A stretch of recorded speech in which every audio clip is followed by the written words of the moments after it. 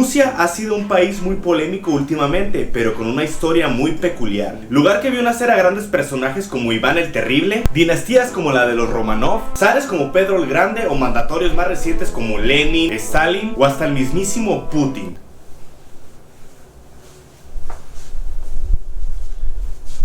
Para poner en orden a cada uno de estos personajes, hay que tener en cuenta la cronología histórica del país con los hechos más importantes de los últimos años. Para esto necesitamos remontarnos al siglo XVI, al surgimiento del zarismo. Pero, ¿qué es el zarismo? El zarismo, también llamado régimen zarista, era una forma de gobierno en que todo el poder y la riqueza estaban controlados por el zar. El zar era un título que se le atribuía al emperador ruso, quien tenía poder absoluto. Aunque existía una asamblea legislativa llamada Duma, sus poderes estaban a merced del zar. El zarismo se originó durante la época del príncipe Iván IV, más conocido como Iván el Terrible. Fue el primero en llevar el título de zar y es considerado como uno de los creadores del Estado ruso. Su reinado duró casi 40 años, el más largo de los zares rusos. Las revoluciones que tuvieron lugar durante los primeros años del siglo XX harían desaparecer la figura del zar y su forma de gobierno. Al empezar el siglo XX, Rusia era un país atrasado económica y socialmente. La mayoría de la población estaba constituida por campesinos pobres en penosas condiciones. El régimen zarista era bastante parecido al absolutismo. El gobierno ruso no proporcionaba las condiciones mínimas necesarias para el establecimiento de industrias, haciendo que la economía se atrasase. El 7 de noviembre de 1917 se marca la caída definitiva del régimen zarista y da inicio a una nueva era en Rusia cuando Nicolás Romanov y su familia fueron asesinados por los revolucionarios bolcheviques durante la Revolución Rusa y la Guerra Civil. Pero espera, antes tenemos que revisar un tema fundamental. ¿Qué es esto de Nicolás II del famoso apellido Romanov? ¿De dónde surge y por qué llegaron al poder? La familia Romanov llegó al poder en Rusia en 1613 y durante 304 años gobernó el país. En el mes de febrero de 1917, el último representante, Nicolás II, fue obligado a renunciar al poder por una coalición revolucionaria de bolcheviques. En el siglo XIV se establecieron en Moscú y poco a poco fueron ganando influencia en la corte. Así es, tío, quiero que les sirva más vodka.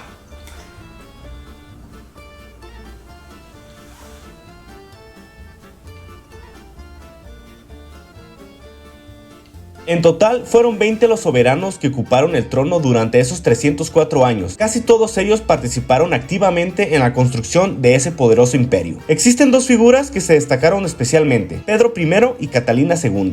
Durante el temprano siglo XIX, Rusia desempeñó un papel cada vez más activo en los asuntos de Europa. En esta etapa, también se produjo en el país un gran desarrollo de la ciencia y la cultura, especialmente de la literatura, la música y las artes. Sin embargo, el imperio que Pedro I y Catalina II habían construido seguía enfrentando problemas fundamentales. Gobernada por una autocracia absolutista y atrasada, la sociedad rusa estaba dividida en dos. Por un lado, una élite pequeña de ricos y privilegiados, y por otro, una enorme masa de campesinos sin tierras que trabajaban en condiciones extremas. El país presentaba una serie de desajustes que empezaron a minar su estructura. Durante la mitad del siglo XIX y los comienzos del siglo XX, la crisis se agudizó. La economía se desarrolló más lentamente mientras que su población creció de manera significativa. En este clima, el campesinado buscaba cambiar el sistema. Así nació el movimiento revolucionario. Pretendía conducir a Rusia hacia el socialismo. El socialismo es la solución a todos nuestros problemas actuales, señores. La clase obrera y los campesinos son la base de nuestra nación, los cimientos de este país. En 1914, debido al sistema de alianzas que se había construido en las décadas anteriores, el zar decidió entrar a la Primera Guerra Mundial. Era el principio del fin. El 2 de marzo de 1917, Nicolás II fue obligado a renunciar al poder. Un año y 4 meses después, fue asesinado junto a toda su familia por un pequeño grupo de servidores en la ciudad de Ekaterimburgo.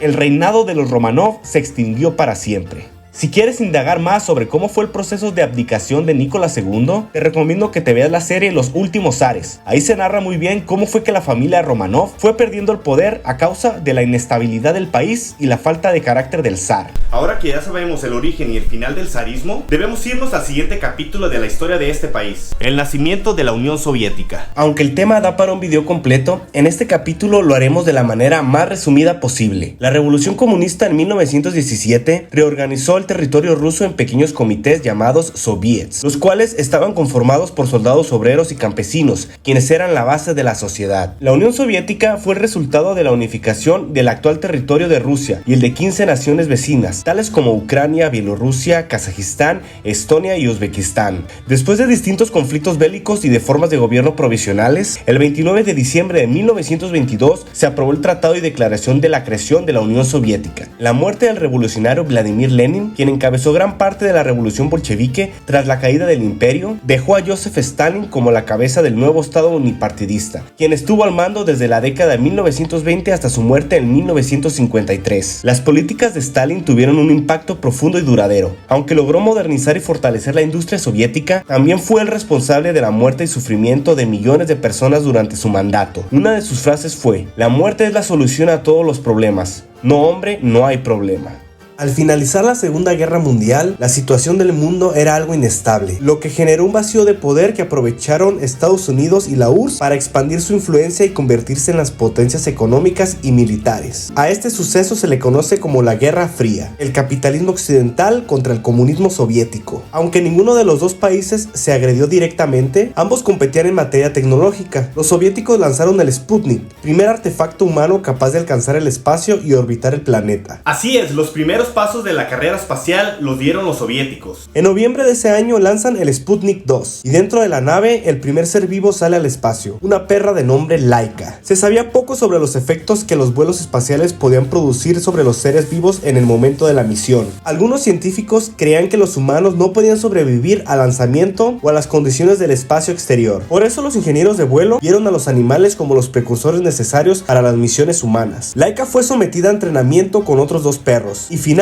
fue elegida como la tripulante de la nave espacial soviética Sputnik 2, lanzada al espacio exterior el 3 de noviembre de 1957. Laika murió horas después del lanzamiento por sobrecalentamiento, que probablemente fue ocasionado por un fallo en el sustentador. La verdadera causa y tiempo de su muerte no fue revelada sino hasta el 2002. Se informó que había muerto al sexto día, se había quedado sin oxígeno, o como el gobierno soviético alegó inicialmente, fue sometida a eutanasia antes del agotamiento del oxígeno. El experimento demostró que es posible que un pasajero vivo sobreviva al ser puesto en órbita y soportar la microgravedad, allanando el camino para los vuelos espaciales humanos y proporcionando a los científicos algunos de los primeros datos sobre cómo los organismos vivos reaccionan a los entornos de los vuelos espaciales. Tras Laika, la URSS envió 8 perros más al espacio. 6 regresaron con vida a la Tierra. El siguiente paso también sería obra de los soviéticos, al conseguir lanzar en 1961 la nave Vostok 1, tripulada por Yuri Gagarin, primer humano en ir al espacio y regresar sano y salvo. Yuri completó una órbita a la Tierra el 12 de abril de 1961. La llegada del hombre al espacio fue celebrada como un gran triunfo para la humanidad. En Estados Unidos, la ciudad recibió la noticia como un duro golpe. Como respuesta, el presidente Kennedy anunció mes y medio después del viaje de Gagarin que Estados Unidos sería capaz de poner un hombre en la luna y traerlo sano y salvo a la Tierra antes de acabar la década. A principios de 1969, Estados Unidos consiguió fabricar el primer artefacto humano que orbitó sobre la Tierra, el Apolo 8. El 20 de julio de 1969 se alcanzaba el cenit de la exploración espacial cuando la misión Apolo 11 consiguió realizar con éxito su tarea, convirtiendo a Armstrong y Edwin Aldrin como los primeros humanos en caminar sobre un cuerpo celeste. Poco después, los soviéticos cancelaban su programa lunar.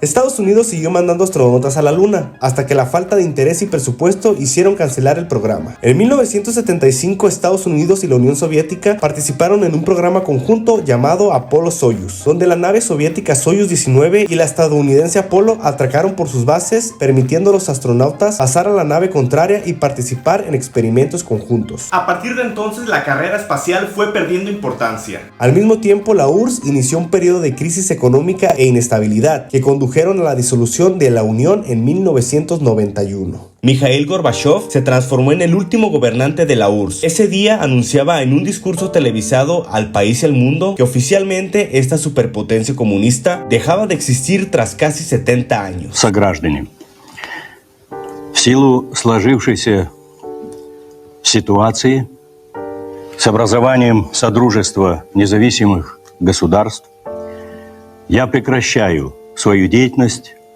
на посту президента СССР.